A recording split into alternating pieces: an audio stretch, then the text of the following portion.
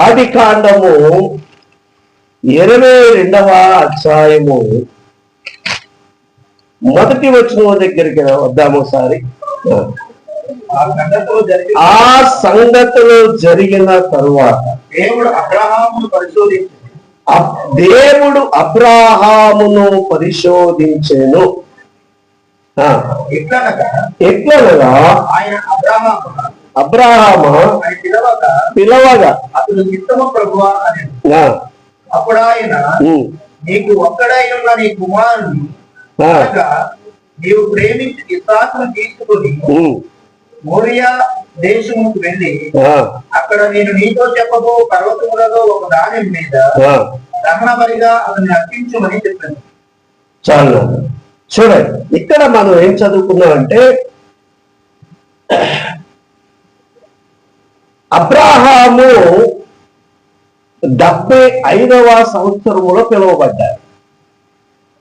ఇప్పుడు ఆయన వయసు రమారమి 117 సంవత్సరాలు అని వ్యాఖ్యానకర్తలు చాలా మంది అంటారు. ఎక్కడికి 22వ అధ్యాయం దగ్గరికి వచ్చేటప్పటికి అబ్రాహాము వయసు 117 సంవత్సరాలు. అబ్రాహాము 175 సంవత్సరాలు బ్రతికాడు. ఇప్పుడు 12వ అధ్యాయం నుంచి 22వ అధ్యాయం వరకు ఎన్ని రకాలైన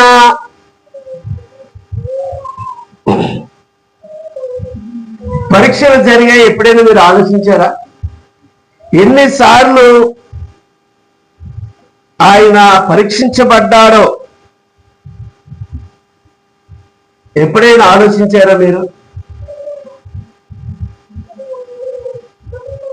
పిల్లారా, రమారమి 8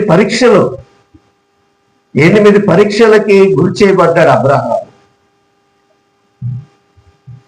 అందుకని ఏ సంగతిలో ఘట్టంలో ఒక 7 విషయాల మీద పరీక్షించబడ్డాడు.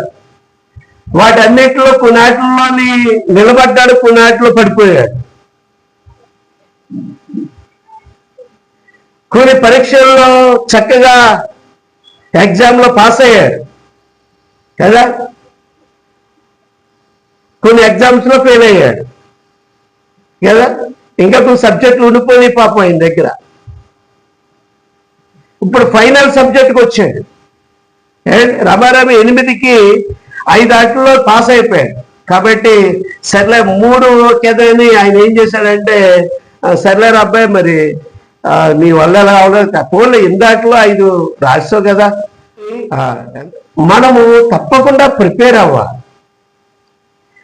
మన భక్తికి మనం పెట్టుకున్న పేరు ఏంటంటే, అది మనం పెట్టుకున్నది కాదు, మొదటి నుంచి మన పెద్దలు అలవాటు చేసినటువంటి భక్తి ఏమిటంటే, ఒరే దేవుడు అనేవాడు ఒకడు ఉన్నాడు, ఇది భయము.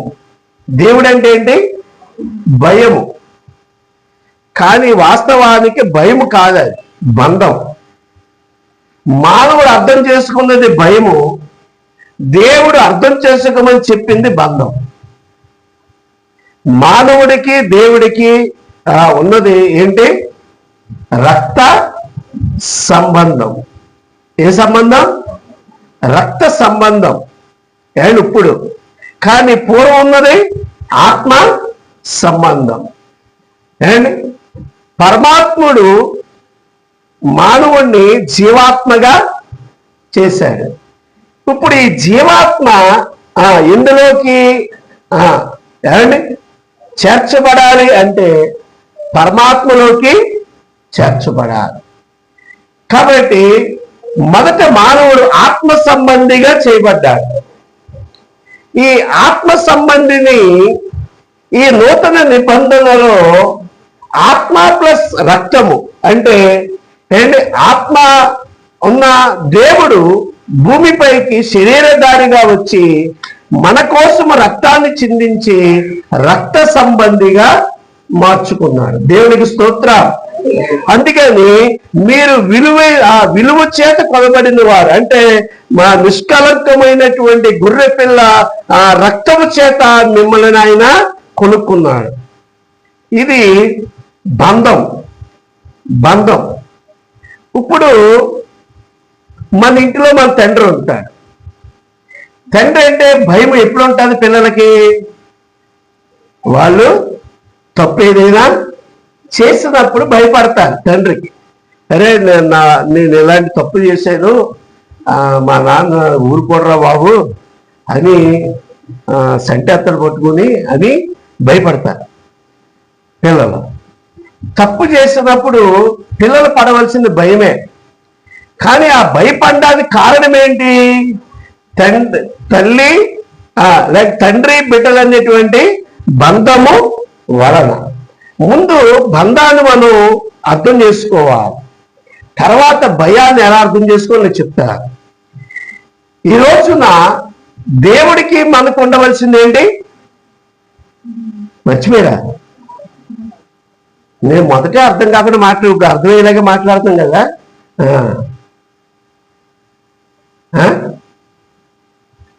దేవుడికి మనకు ఉండవలసింది ఏంటి? బంధం కదా. అదే బంధం? ఆత్మ సంబంధం. ఏ బంధం అండి? ఆత్మ సంబంధం. ఆత్మ సంబంధులమైన మనము, పౌలు అంటాడు కదా, మీరు ఆత్మ సంబంధులైనట్లుగా నేను మీతో మాట్లాడుచున్నాను. ఎవరైనట్లుగా?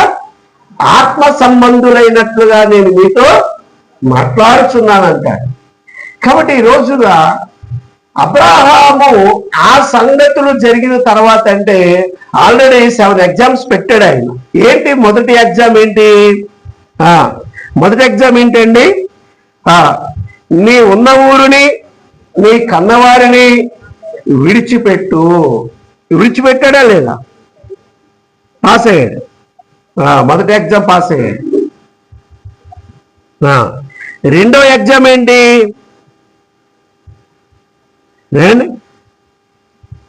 విడిచిపెట్టినంటే ఏమొచ్చిందంటే కరువు వచ్చింది. కరువు వచ్చినప్పుడు ఏం చేశాడు? దేవుని మీద ఆధారపడకుండా ఈజిప్ట్ దేశానికి వెళ్ళిపోయాడు. ఫెయిల్ అయిపోయాడు. ఫెయిల్కి కారణం ఏంటి? ఫెయిల్ అయితే అయిపోయాడు. ఫెయిల్ అయిపోయినటువంటి సందర్భంలో ఫెయిల్తో పాటు ఏం తీసుకొచ్చాడంటే ఆగర్ని తీసుకొచ్చాడు. కనాన్ దేశం వెళ్ళినప్పుడు ఆగరు తగిలింది మనోడికి. ఆగరిని తీసుకొచ్చిపోయి ఇంట్లో ఉంచుకున్నాడా? పని మనిషిగా తెచ్చుకున్నావు. పని మనిషిగా ఉంచుకున్నావా? భార్యగా చేసుకున్నావు. భార్యగా చేసుకుని పోలే ఆవిడని కూడా గొడ్రాల్లా ఉంచావా? పిల్లలకి అన్నావు. పిల్లలకి అది పోలే ఆయన ఏమన్నా దేవుడిని అడిగి కన్నావా? దేవుడికి వ్యతిరేకంగా కన్నావు.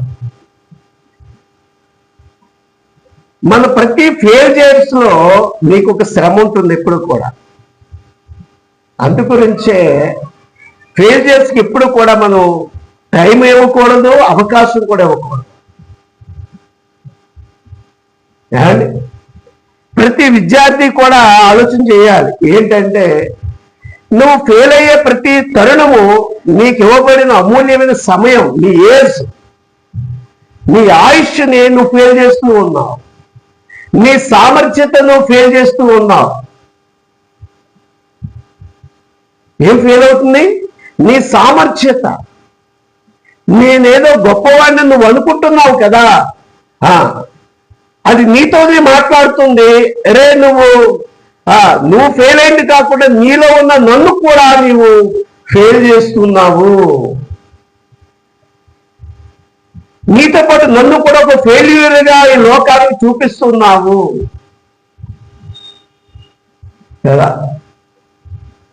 మనిషి చాలా చాలా గుణపాఠం నేర్చుకోవాలి ఇక్కడ. అందుకనే అజ్ఞానుల వలె సమయాన్ని వారు గుర్తించారంటే సమయం యొక్క విలువ. అజ్ఞానులు ఏం గుర్తించారు? సమయం యొక్క విలువను గుర్తించారంట వాళ్ళు. అందుకని అజ్ఞానుల వలె కాక జ్ఞానుల వలె సమయాన్ని, ఎవరికైతే ఈ సమయం యొక్క విలువ తెలుస్తుందో, టైం యొక్క వాల్యూ తెలుస్తుందో, వారు జీవితంలో ఎప్పుడు ఫెయిల్యూర్ అనేది వారి జీవితంలో కనబడుతుంది మనకి.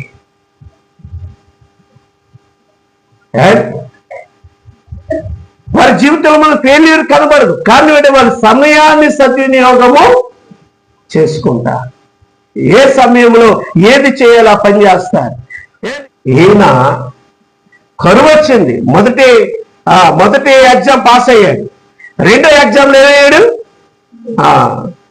ఉండిపోయింది, ఆ సబ్జెక్ట్ అలా ఉండిపోయింది, ఫెయిల్ అయిపోయాడు. వాస్తవానికి నన్ను పిలిచిన దేవుడు నమ్మదగిన వాడురా, ఇక్కడ కరువు వచ్చిందిలే, కరువులో కూడా మరి ఇస్సాకు ఉన్నాడు, కరువులో ఎంత ఫలం సంపాదించాడు, 100 అంతలుగా నేర్చుకున్నాడు. తండ్రి ఫెయిలియర్స్ నా జీవితంలో రాకూడదు.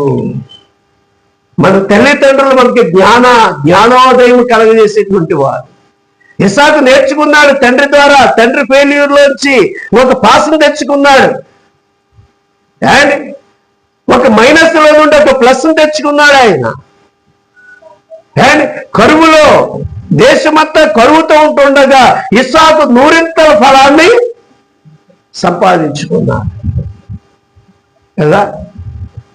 కాబట్టి దేవుడిని నమ్ముకున్నాం కాబట్టి ఎప్పుడు ఆకాశం నుంచి ఓట్లు పడవండి. కొన్నిసార్లు తాగుదామంటే నీళ్లు కూడా ఉండవు, కొన్నిసార్లు తాగుదామంటే నీళ్లు కూడా ఉండవు. Wait and see.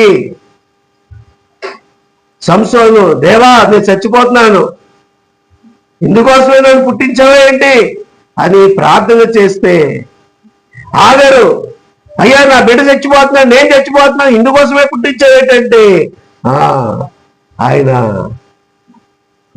ఎడారిలో కరువులో ఏమండి నీటి బుగ్గలను పుట్టించగలిగిన వాడు, ఎడారిలో సెలయేర్లు నడిపించగలిగిన వాడు. దేవునికి స్తోత్రం చెప్పరా, ఇలాంటి ఆయన చెప్పరా. హల్లెలూయా. మూడవ ఎగ్జామ్ ఏంటి, లోతుతో ఆయన ఉండడం అనేది ఏమండి, లోతుని చాలా చక్కగా వచ్చాడు. ఇప్పుడు లోతుతో ఉండాలా, లోతుకి ఏది ఇవ్వాలి, ఈయన నా మీద తిరగబడ్డాడికి ఏం చేస్తాం చెప్పండి, మంచిది ఇస్తాం చెడ్డది ఇస్తాం. ఒకవేళ ఇవ్వాల్సి వస్తే పంచుకోవాల్సి వస్తే ఏది పంచుతాం, ఈడు మనకి శత్రువురా అన్నప్పుడు ఏం చేస్తాం మనం, మీరు చేసేది చెప్పండి. అబ్రహాం ఏం చేశాడే కదా, మీరు ఏం చేస్తారు చెప్పండి. మిమ్మల్ని గుండెల మీద ఎగిరితే అని చేశాడండి. ఇప్పుడు ఆస్తి పంచుకోవాల్సి వచ్చింది, ఏది ఇస్తారు, ఏమిస్తారు, చెడ్డది కానీ అబ్రహాం ఏమి ఇచ్చాడు, మంచిది ఇచ్చాడు. ఏదేవు వనము లాంటి ఏరియాని ఇచ్చాడు ఆయన. బాగుపడ్డా, ఏం బాగుపడలేదు. ఏమండి ఎడారి లాంటి ప్రాంతాన్ని అబ్రహాం ఎన్నుకున్నాడు, బాగుపడ్డా పాడైపోయా. కారణం ఏంటి, నన్ను ఆశీర్వదించువాడు కనిపించేది కాదు, నన్ను కనిపించకుండా నాకు కనిపించకుండా నన్ను నడిపించేవాడు ఒక ఆయన ఉన్నాడు, ఆయనే నన్ను ఆస్వాదించేవాడు. దేవుడి స్తోత్రం. సక్సెస్ అయ్యాడు. ఏమయ్యాడు ఎగ్జామ్లో, 3 ఎగ్జామ్లో ఏమయ్యాడు, పాస్ అయ్యాడు కదా. 4 ఎగ్జామ్ ఏంటి,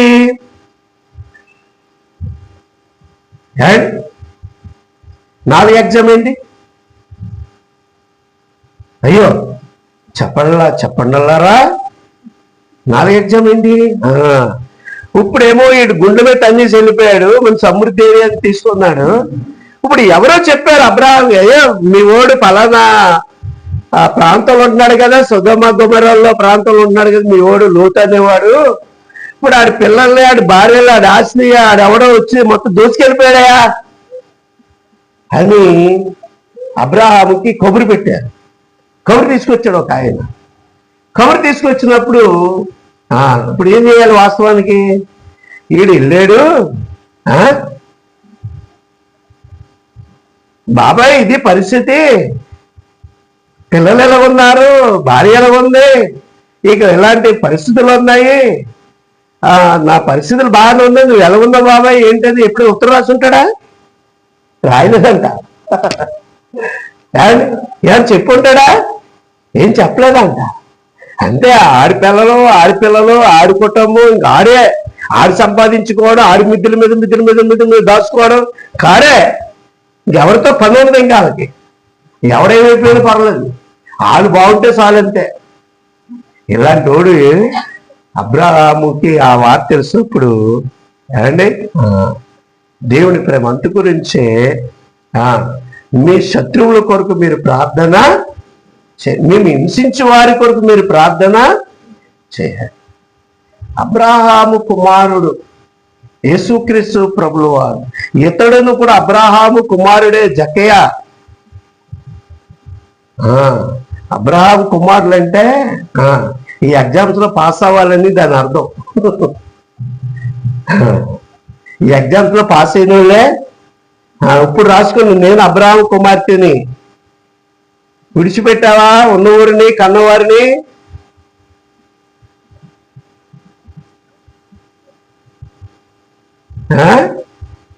సహాయం చేస్తున్నావా నీ శత్రువుకి? ఇస్తున్నావా మేలైన దాన్ని నీ శత్రువుకి? నీవు అబ్రాహాము కుమార్తెవి, నీవు అబ్రాహాము కుమారుడివి కదా. మేలు చేశాడా కీడు చేశాడా చెప్పండి? శత్రువే, పట్టించుకోలేదు, వెళ్ళిపోయాడు, వద్దనుకున్నాడు, తిరగబడ్డాడు.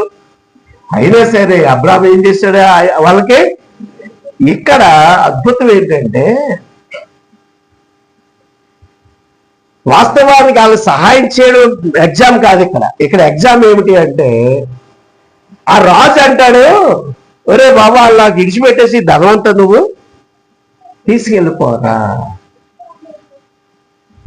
వాళ్ళు నాకు ఇడిచిపెట్టాయి, నా దగ్గర చాలా బంగారం ఉంది, వెండి ఉంది, చాలా ధనం ఉంది, ఈ ధనాన్ని నువ్వు తీసేసుకో అన్నాడు. అప్పుడు అబ్రాహాం ఒక మాట అంటాడు, ఏమన్నాడు? నీ చెప్పుల ఆరైనను నాకు కవలా. ఏమన్నాడు? నీ చెప్పుల ఆరైనను నాకు. ఇదిగో ఫలానా టైంలో అబ్రాహాము నేనే ధనవంతుడు చేశాను ఒకవేళ నువ్వు చెప్పొచ్చు. నా దేవుని వలనే నేను ధనవంతుడు అవ్వాలి, కానీ ఏ మనుషునికి ఈ మహిమ రావడానికి మరి గట్టిగా అల్లులు చెప్పరే. చదివారు ఎప్పుడైనా ఇలాగ బైబిల్ని?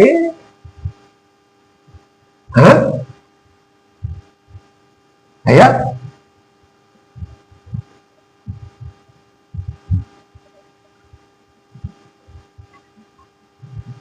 ఆ సంగతులు జరిగిన తరువాత అంటే ఇప్పుడేంటి అర్థమవుతున్నప్పుడు మేము ఎప్పుడైనా మీకు ఏ సంగతులు అయ్యి ఆడికి నేను ఎగ్జామ్స్ పెట్టాను అన్నిట్లో పాస్ అయ్యాడు కానీ ఫైనల్ ఎగ్జామ్ ఒకటి ఉంది ఇప్పుడు అని ఆ సంగతులు తర్వాత ఈ ఫైనల్ అన్నమాట. ఇంకేది లాస్ట్ ఎగ్జామ్ ఫైనాన్షియల్ గా డబ్బు ఎదురుకుండా పెట్టాడు, తీసుకో అబ్రామా తీసుకో అంటే, నేను నమ్మిన వాడు సర్వ సృష్టికి ఆధారభూతుడు, అందరినీ ధనవంతులు చేయవాడు ఆయనే. దేవునికి స్తోత్రం.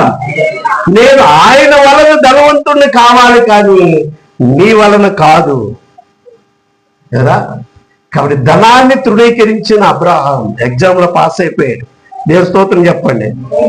ఎన్ని ఎగ్జామ్ ఇది? ఎన్ని? 4. 5 ఎగ్జామ్. 5 ఎగ్జామ్ ఏంటి?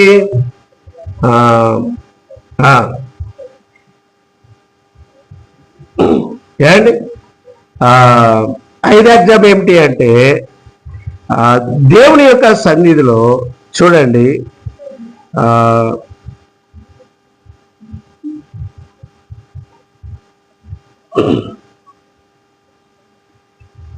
అబ్రాహాం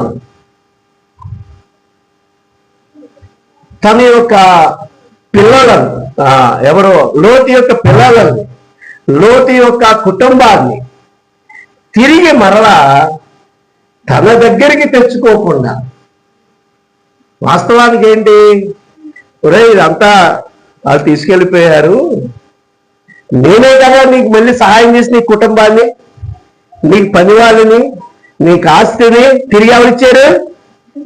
ఇప్పుడు నువ్వేం చేయాలి?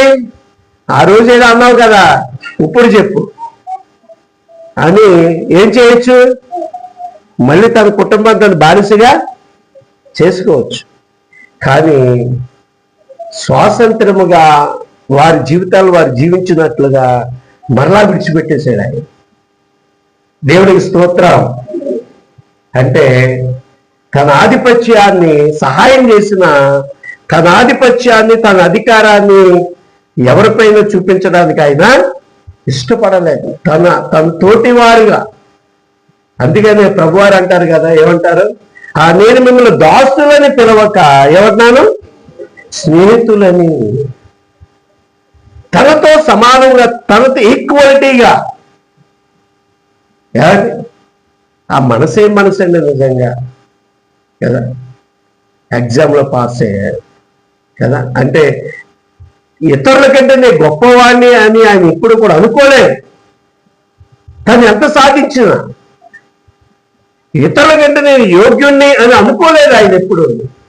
ఇతరులకు ఎంత సహాయం చేసిన. అందుకని అబ్రహాము అంత ఉన్నతమైన స్థితికి వెళ్ళిపోవడానికి గల కారణాలు ఇవి కదా. ఆరవదిగా చూడండి, 6వ ఎగ్జాము.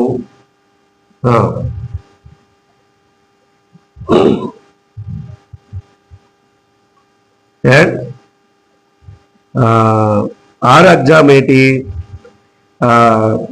తన తండ్రిగా అవడం.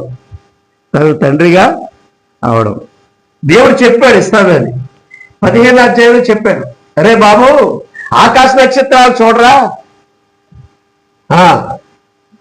అవి నీకు లెక్కెట్టడం, నీకు అవకాశం ఉంటుంది, నువ్వు లెక్కెడితే నీ సంతానం వాళ్ళు ఉంటారు అబ్బాయి అన్నాడు. ఊళ్ళో ఆకాశం అంతసేపు తలెత్తి చూడలేవేమో, కనీసం భూమంకైనా చూడరా, ఇసుక రేణువులు నువ్వు లెక్కెట్టగలిగితే నీ బిడ్డలో నీ సంతానం అంతమంది అవుతారు అన్నాడు.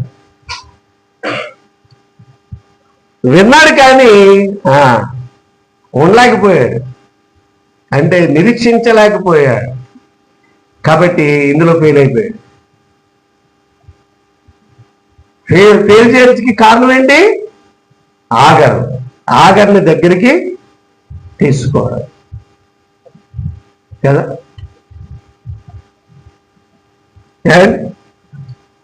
ఎగ్జామ్లో ఫెయిల్ అయిపోయాడు, 2వ సబ్జెక్ట్ ఫెయిల్ కదా. 2 సబ్జెక్టులు ఉండిపోయాయి అబ్రాహాము ఎగ్జామ్స్లో. అండ్ ఎన్నోది? ఇప్పుడు 7వది. 7వది ఏంటి?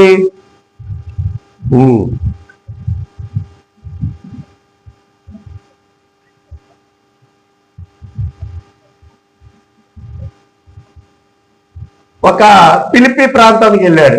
ఈ ఫిలిస్తీన్ ప్రాంతానికి వెళ్ళాక తన భార్య విషయంలో, నా దేవుడు నాకు తోడుగా ఎంత, నా ఉన్న ఊరి నుంచి కన్న ఊరి నుంచి అందరినీ విడిపించి ఇప్పుడు వరకు నన్ను కాచి కాపాడిన దేవుడు ఈ రాజు చేతిలో నుంచి నన్ను నా కుటుంబాన్ని కాపాడాలని నమ్మక తన భార్య విషయంలో ఏమన్నాడు? అబద్ధము ఆడాడు. ఇది 3వ పేరు అనమాట తన జీవితంలో.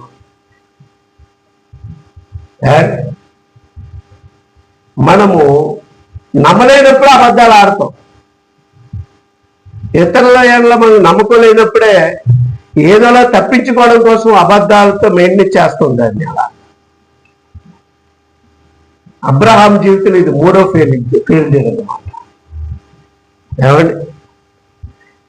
ఇది ఎన్నోది? 7వదా? 7వది. 8వది ప్రియులారా,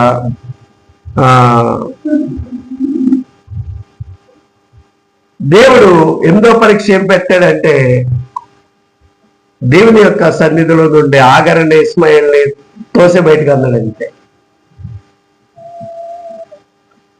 దేవుడి మాట నమ్మి వాళ్ళిద్దరిని బయటకు తోసి పాస్ అయ్యాడు. దేవునికి స్తోత్రం. 8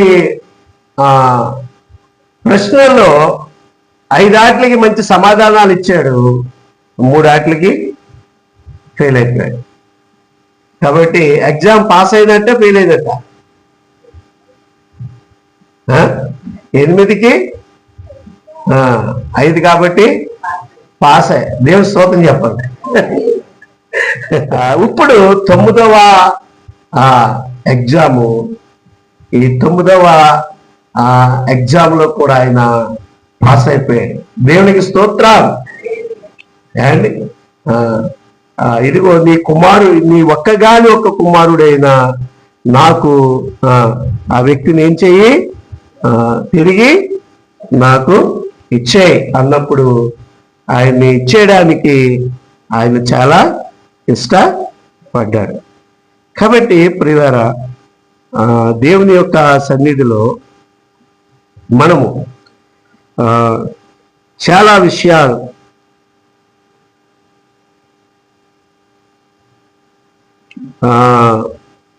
పొందుకోవడానికి మనము ఇక్కడ చాలా అద్భుతమైన విషయాలు మనకి ఏమండి ఉన్నాయి. మనం కూడా ఆత్మీయంగా ఎదగడానికి యేసుక్రీస్తు ప్రభుల వారు చాలా ఒక మంచి మాట ఆయన చెప్పాడు ఒకసారి కొత్త నిబంధనలోనే. ఏమన్నాడంటే చూడండి, 10వ అధ్యాయం మత్తయి సువార్త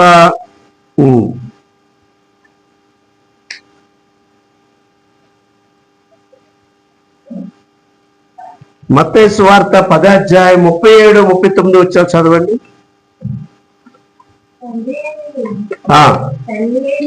చూడండి, మనకి పెట్టిన ఎగ్జామ్ చూడండి. ఇప్పుడు ఆయన మనకు కూడా ఇప్పుడు యేసుప్రభు వారు ఎలాగ అంటున్నారు, ఏమంటున్నారు చూడు. తండ్రినైనను తల్లినైనను నాకంటే ఎక్కువగా ప్రేమించేవాడు నాకు పాత్రుడు కాడు. కుమారుడైనను కుమార్తెనైనను నాకంటే ఎక్కువ ప్రేమించేవాడు నాకు పాత్రుడు కాడు. తన సిలువనెత్తుకొని నన్ను వెంబడింపని వాడు నాకు పాత్రుడు కాడు. తన ప్రాణము దక్కించుకుని వాడు దాన్ని పోగొట్టును గాని నా నిమిత్తము తన ప్రాణం పోగొట్టు దానిని దక్కించుకోను. ఇప్పుడు చూడండి, ఇక్కడ ఏమంటున్నాడంటే ఇంకొక రిఫరెన్స్ కూడా నేను మీకు చూపిస్తాను, అది కూడా చదవండి. 16వ అధ్యాయము, ఇదే మత్తయి సువార్త 16వ అధ్యాయము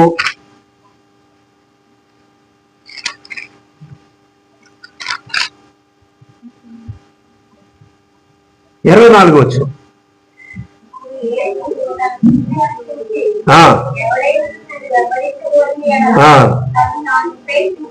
తన్ను తాను ఉపేక్షించుకొని వేలను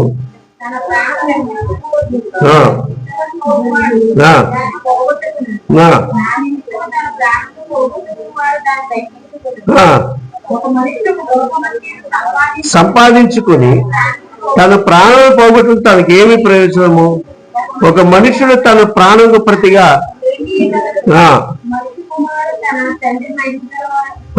గలవాడే తన దూతలతో కూడా రాబోతున్నాడు. అప్పుడు ఆయన ఎవని క్రియలు చొప్పున వానికి ప్రతిఫలము ఇచ్చును. ఎవని క్రియలు చొప్పున వానికి ప్రతిఫలము ఇచ్చును. ఇందాక తీర్మానం, ఇప్పుడు క్రియాధర్మం. 3వ మాట చూడండి, 19వ అధ్యాయం, ఇందులోనే 19వ అధ్యాయము 27 వచ్చు. 19:27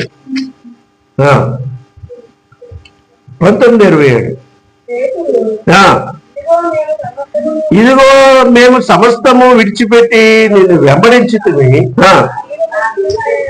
అడుగుగా చదవండి. ప్రపంచ పునరుత్థానమందు మనుష్య కుమారుడు తన మహిమ గల సింహాసనం మీద ఆసీనుడై ఉండును.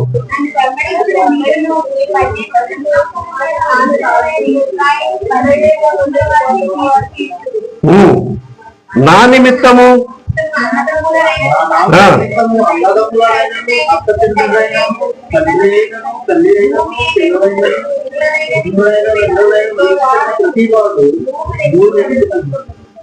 దేవునికి స్తోత్రం కలుగును గాక. కాబట్టి నిత్య జీవం స్వతంత్రించుకును. మొదటి వారు అనేకులు, కడపటి వారు అవుదురు. కడపటి వారు మొదటి వారు అవుదురు. ప్రియులారా, చాలా సార్లు ఇక్కడ ఈ మాట మనం చాలా జాగ్రత్తగా వినాలి. మనం చదివినటువంటి 3 సందర్భాలలో 3 విషయాలు